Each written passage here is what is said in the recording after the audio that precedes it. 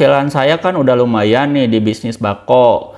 Kalau misalkan menurut Abang, kira-kira saving dulu atau investasi ini yang paling bagus kalau untuk fase sekarang? Oke, kita langsung bahas ya.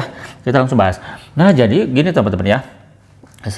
Kalau misalkan kita masih si penghasilan kita masih dalam tahap berkembang, nah perusahaan kita belum terlalu lama ya. Kalau misalkan untuk di bisnis itu paling sedikit ya, itu paling minim itu 10 tahun. Jadi teman-teman kalau misalkan punya bisnis sebelum mencapai 10 tahun, tapi dengan tanda kutip ya, itu bisnis yang dijalankan dan terus di manajemen dengan sebaik-baiknya, dengan sungguh-sungguh. Nah itu dalam 10 tahun itu baru ibaratnya itu baru kayak tumbuh tunas. Nah jadi bisnis baru tuh seperti itu. Jadi kalau misalnya teman-teman kayak saya nih, contoh saya kan baru nyampe belum genap 3 tahun menjalani bisnis Tingway ini ya, tentunya itu masih disebut kalau ibaratnya tuh seumur jagung lah. Jadi banyak hal yang perlu saya perbaiki, harus banyak hal yang perlu saya upgrade gitu kan. Jadi benar-benar bisnis yang saya jalani itu masih banyak kekurangan dari segi keilmuan. Saya mungkin harus terus saya upgrade ya.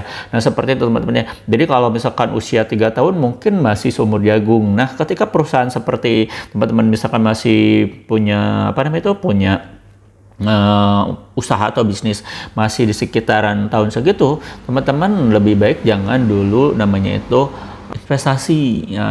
Jadi kalau misalnya teman mau investasi, teman-teman diusahakan saving terlebih dahulu. Jadi dana saving ya. Jadi saving itu penting banget nih buat teman-teman, termasuk saya sendiri. Nah sekarang juga saya alhamdulillah sedikit-sedikit mulai itu namanya itu saving.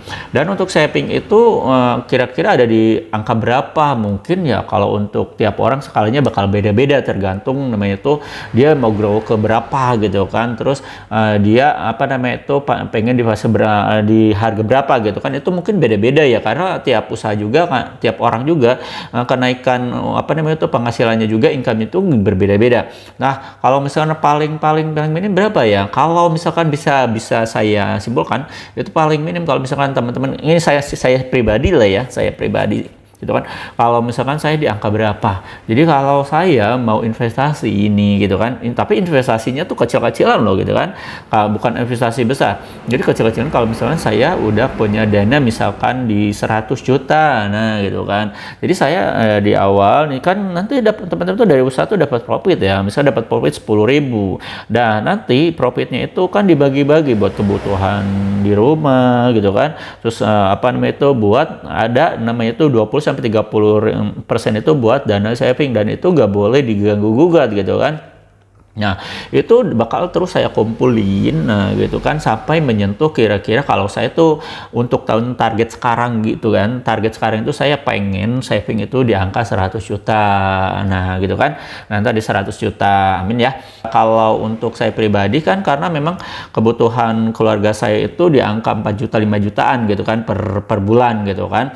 Nah itu saya mungkin bakalan namanya itu saving uang itu untuk dana darurat itu minimal 5 bulan sampai 6 bulan, maksimal 1 tahun lah. Jadi investasi dulu, saving dulu. Kalau misalnya teman-teman dari nol ya, itu teman-teman pasti saving dulu ya. Kita mau investasi dari mana kalau misalnya kita gak punya duit gitu kan, duitnya juga kurang. Kalau duitnya sedikit, teman-teman mau investasi apa gitu kan. Teman-teman boleh investasi kalau misalnya duitnya gede, contoh kayak model saya yang kayak ke bumi, kayak Timothy gitu. Jadi benar-benar kalau menurut saya sendiri itu lebih fokus di saving dulu, karena saving itu kekuatan kita gitu kan. Jadi sebelum punya dana saving, ingat teman-teman jangan berutang, jangan ngambil mobil segala macam, pokoknya jangan berutang dulu ketika teman-teman belum punya dana saving, dana darurat jangan, karena nanti energi teman-teman habis buat nanti yaitu fokus ke hutang tersebut, dan teman-teman gak bakalan bisa grow up atau bisa mikirin apa solusi atau inovasi, gak bakalan bisa, pikirannya bakal ke sana terus.